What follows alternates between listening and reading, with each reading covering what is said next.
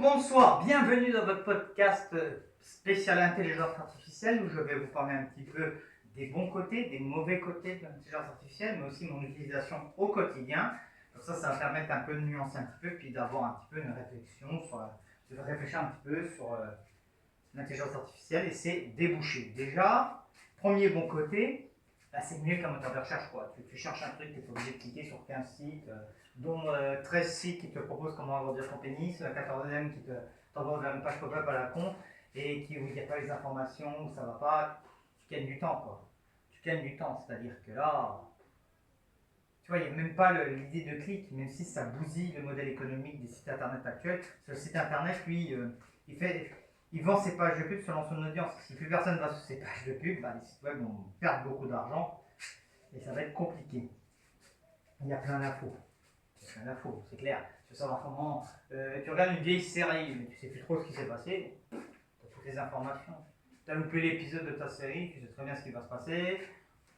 Si tu veux faire le mec, alors que tu n'as pas lu le livre, ou tu n'as pas lu un film, il va tout expliquer, l'intelligence artificielle. Tu veux écrire un truc, tu ne sais pas trop bien comment le rédiger, ça va le faire. Il y a aussi, ça multiplie la force de l'homme. Comme tout progrès technique, ça multiplie la force de l'homme. C'est-à-dire que voilà, toute l'énergie, la force que tu ne mettras pas dans ça, parce que l'intelligence artificielle le fera, tu la mettras ailleurs. Là où la machine peut faire travailler 3 hommes, tu gagnes beaucoup. C'est une compilation de données énorme. Si tu veux compiler de la donnée, l'intelligence artificielle est vraiment faite pour ça. Reformuler aussi. Moi, je suis un littéraire qui travaille en marketing. Et si je veux de la bonne branlette de marketeur, l'intelligence artificielle fait très bien. De toute façon, l'intelligence artificielle parle comme un manager, okay, qui a fait une grosse école de commerce. Okay, ça va aller de mieux en mieux. C'est ça la force de l'intelligence artificielle, c'est que tu lui demandes un truc le premier du mois, tu leur demandes le 31, c'est mieux. Okay, c'est une aide, ça facilite drôlement la vie. C'est ça qu'il faut se voir. Il ne faut pas oublier que tout progrès technique est une aide. Pas un remplacement, une aide. Tout ça doit ne rester que de l'aide et de la facilité, parce qu'en effet, il y a beaucoup de mauvais côtés. Ça rend paresseux. Je dois t'avouer que maintenant, je suis paresseux au travail. Il y a certains messages, je dois écrire un truc pour le service, je m'en mets même plus. Je demande bon, l'intelligence artificielle, je donne un truc, tac, tac, tac, je rentre 3-4 informations, ça me chie le truc, je le relis, je le balance.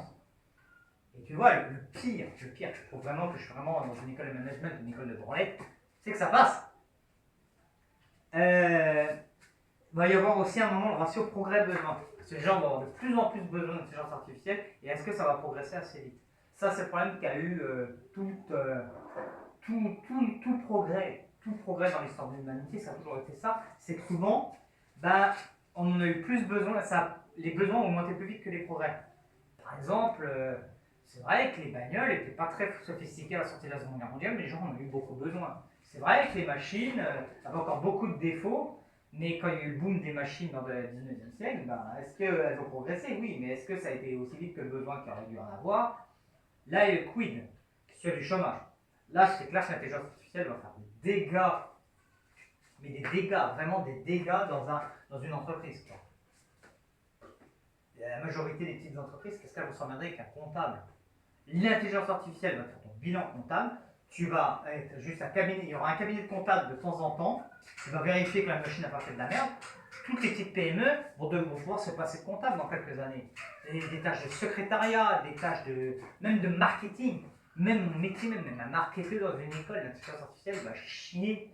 Tu auras peut-être d'un marketeur, qui va surveiller ce que va faire la machine et remplir des comptes. Ça va être ça. Il y a plein de métiers dans la surveillance, même dans des écoles, quoi. Qu'est-ce que tu vas aller t'emmerder à avoir 50 secrétaires? Qu'est-ce que tu vas t'emmerder à avoir un proviseur adjoint? La machine à tout artificielle, on va aider énormément. Hein? Qu'est-ce que tu vas aller t'emmerder? Le proviseur, il va préparer son conseil de classe, l'intelligence artificielle va lui préparer son conseil de classe, il pourra faire d'autres choses. Elle va tout compiler, les notes, les remarques, elle va compiler les informations que le CPE a rentrées sur le pronote, elle va compiler les entretiens qu'il a eu avec les parents. Voilà. Il va même peut-être plus avoir besoin de certains trucs. Dans la banque aussi, ça va virer du monde. Hein. Qu'est-ce que tu as besoin d'un être humain pour t'indiquer que tu vas avoir des placements et tout? Non, la machine va te chier les conditions et c'est très bien.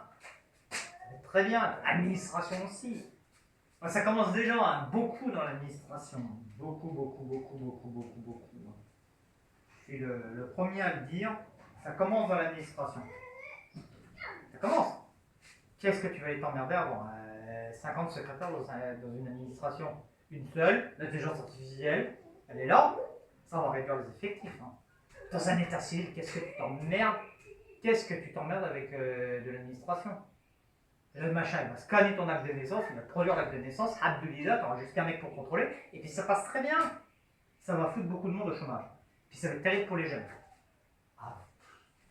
Quelle fierté vous allez avoir d'avoir des diplômes alors que vous allez tout faire votre devoir sur ChatGPT. Ah, ah, vous allez être content, vous allez avoir le top là, mais putain, à quel prix? À quel prix? À quel prix? À quel prix? Puis vous allez devoir composer avec la machine, il y a plein de métiers que vous aurez voulu faire, mais on va vous dire, mais pourquoi tu veux faire ce métier? Dans 5 ans, la machine va te remplacer. Là, vous allez vous préparer à des nervous breakdown, ça va être pas possible. L'intelligence artificielle est toujours perfectible parce qu'elle dépend de code et de bases de données. Ça, il peut toujours y avoir des bugs. Et puis il y a la question de bien s'en servir. Et ça, est-ce que les gens sont réellement formés à ces questions-là? Je ne suis pas sûr. Alors moi, quelle est mon utilisation actuelle de l'intelligence artificielle? Je m'en sers comme une machine à reformuler. Je suis dyslexique, je suis un littéraire, je suis dans une école de management. Le machin me sort de la bouillie de management. C'est très bien. Ça me sert aussi de moteur de recherche, ça m'aide pour avoir des idées dans mon travail. Et puis ça me permet de me faciliter la vie, oui, c'est vrai. Puis des fois même, je m'en sers de thérapie. Ah oui, l'intelligence artificielle peut te donner des interprétations intéressantes. Puis après, bon, bah t'écoutes qu'est-ce qui t'arrange, de toute façon. Hein? C'est des conseils moraux. Et puis c'est vrai que ouais, tu peux balancer des problèmes de ta vie quotidienne. Est-ce que c'est une bonne chose? Le machin va te sortir un discours, ça peut te rassurer des fois quand tu es bien seul, comme dans ma situation. Donc ouais, c'est bon. C'est véritablement un assistant au travail. Quoi. Vraiment, ça m'aide et ça m'assiste énormément au travail. Je peux te dire que ça fait longtemps que je n'ai pas rédigé un message à quelqu'un sans passer à l'intelligence artificielle. Même mes courriers pour mes patrons, ça passe toujours par l'intelligence artificielle. Alors, voilà. Que dire de plus après cette courte vidéo? L'intelligence artificielle peut être votre ami comme il peut être votre ennemi. Faites attention, ne soyez pas dépendant des machines. Vous ne devez pas être dépendant des gens, vous ne devez pas être dépendant de la machine. Je vous souhaite une bonne fin de journée. Ciao!